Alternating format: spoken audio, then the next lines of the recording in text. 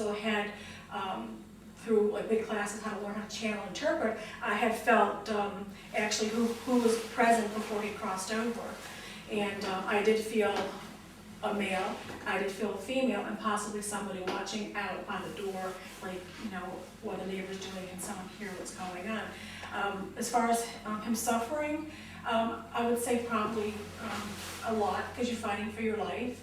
And there, you're standing right where where it happened is right here, and partial here, but this is where he had bled to death, and her child had confirmed while I was reading. I said, you know, I described how he was facing and how I felt.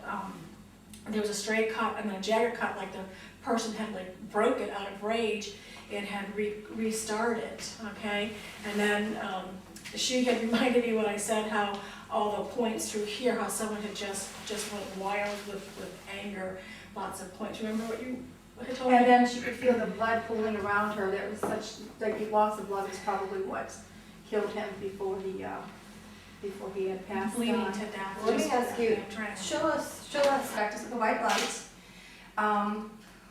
The first thing I'm kind of bringing in with John is there is this energy around Melissa right now, that those two went to high school together and that they had worked in the yearbook, and he's sending his love to her and letting her know that everything is going to be all right and everybody's going to land on their feet okay. Everything's going to be good. He's also telling me that he's very sad for his son. There's a lot of trauma must be going on for his son right now, and that he's telling me that this case will be solved. I'm kind of getting a vibe over here that they must have been back in here getting some more evidence, because I'm getting like there's some new evidence coming in from, who does the evidence? The Attorney General? Attorney General's office. I see that there's going to be some more evidence coming in to this. Also, he's letting me know that there definitely is law enforcement involved in it, and he's showing me a reddish-colored man. It kind of looks like that actor.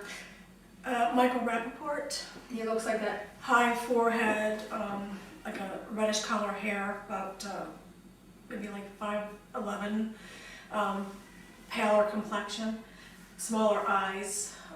I see him as like looking like Michael Rappaport, that actor. And then he shows me a dark-haired man too, a dark-haired man with a 5'10", also kind of an aggressive personality, kind of a short, aggressive personality. When you meet him, he kind of gets underneath your skin. Also, I feel like he has some involvement, or he knows about it, or he was waiting. So there definitely is two males involved in this, and also a female is involved in this. But to what part the female is involved, I feel she's watching or waiting. I don't feel that she's actually had anything to do with the actual blood and knifing and stabbing. I don't feel she had anything to do with that. I differ on that. I feel the female maybe had came in and went back out, and like as a second pair of eyes, or some help just to keep a watch so they can get the job done.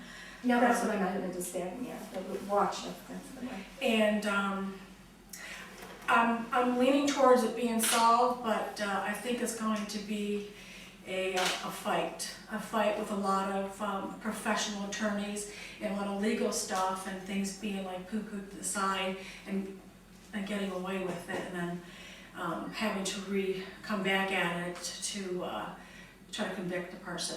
I'm getting a little wave on an actual conviction for a long time. Maybe they may have to like a second jurisdiction or a court or something. But in the end, I'm going to probably go with jail time for the people who did do this. It may take a while, but they're going to do some jail time. Oh, this will get solved. John is getting everybody the right vibe to get it solved. He's keeping Melissa involved, you people involved, and yes. And I think they will find Attorney the General white men that did this to them, if they haven't already found it. I think they have a lead on it or haven't. Very sad what happened in this house. Very, very sad. It's like unimaginable for a small town in the middle of nowhere in western Pennsylvania. This is like stuff that happens in California, and it's heart-wrenching. And the way the energy goes, this gentleman, John, was just so loving and just peaceful. Mm-hmm. To be bludgeoned is the best way to put it. I mean, this is someone's brother, this is someone's father, this is someone's beloved best friend. I mean, collectively, justice would have to be done from a higher power just to, this can't go unresolved. And, we look at this as like an angel influence that, just out of nowhere came to us to help bring some resolution. I mean, with God's help, we're religious, we believe in a higher source. And I'm hoping that when we do this, whatever we gave to the gentlemen that were in that room, that the bits and pieces can lead someone, to justice and do jail time. Each other. Also, John came in and told me that there won't be any fingerprints in his house. It's very hard for fingerprints, maybe like 1 or 2, but he showed me that he got a scratch, and they showed me that, remember, in the kitchen, he just said, you'll see just a little bit like I got them, but there's no fingerprints, so they're really, really clean, or you might find like a half one. And also, those sunglasses, the night that they came up, I still feel that those sunglasses belong to somebody else. Do you remember those sunglasses? Did they ever take those sunglasses They again? took them, but we don't know. There are anything fingerprints, about okay, but they're too sporty. John was telling me they're too Yeah. sporty for them. him. Not him. His- Okay, they're too sporty for him. We had a uniform officer Come out and take Yeah. him or whatever happened to him or do whatever. But that's another thing too. Maybe everyone's handling it, there's nothing there, but that all kind of plays into what came in. And then also, he had The said. 2 vehicles with, remind Oh, me, definitely, yeah, vehicles. 2 dark SUV in the dark, like a root beer colored car, something along those lines, as a vehicle they had used. So there might be evidence within those vehicles still. And definitely they came into the back door, but at the same time, I didn't want to get into this too. We did feel in that first session that somehow they bumped his head at first to push him, to bump him, to do something with him, and then they were knifing him.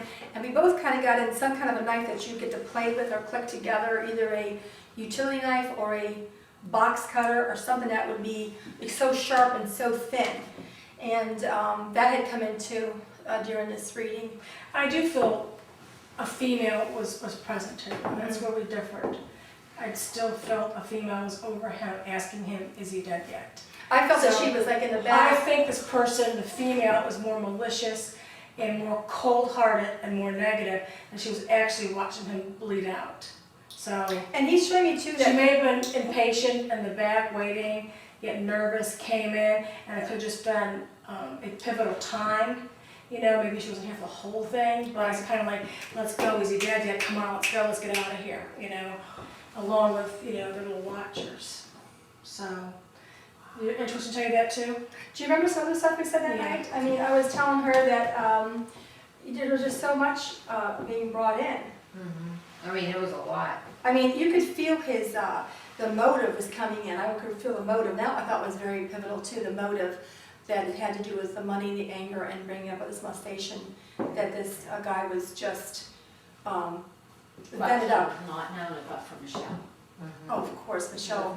Not know anything about John. John is saying that he didn't know really what Michelle was all about till about 3 years ago. He said she has a beautiful face, beautiful blue eyes, and he was just saying that she would act like this little, almost like she was younger than what she was, like a little teenager or something. And he always wanted to protect her.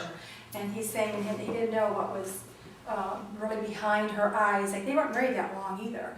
And I seen a quick wedding, like she said, let's get married quick.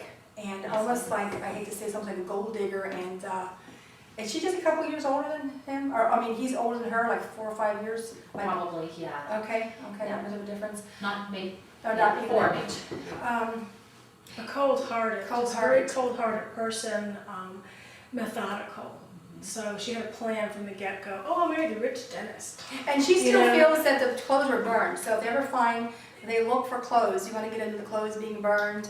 One time I gave Melissa coordinates that was by the one building with the silos. And Melissa did go back there and on her cell phone had a picture, remember that? Yeah, And she said this, and there was, like an area that they had burned something there. But nobody went and checked it out because, you know. They were supposed to take you guys Well, on we a got ride. scared. Yeah, I know, mean, but I'm just saying, they were supposed to take you guys. go for a ride on a good, she was telling the Good Old Boys Club, and they said, Good Old Boys Club. Would you go for a They ride can't out? protect us. And Yeah. I asked Bob goes, no, he goes, you know, So, And that police were able to corroborate was given to them by the psychics and proved by DNA evidence and forensic evidence. In fact, right here, this is where Dr. John Yelenic was found murdered. Actually, they believe his head went through this window. He was stabbed several times and found on this floor. The psychics knew all of that and were able to tell police to look for DNA evidence and also tennis shoes and bloody shoe prints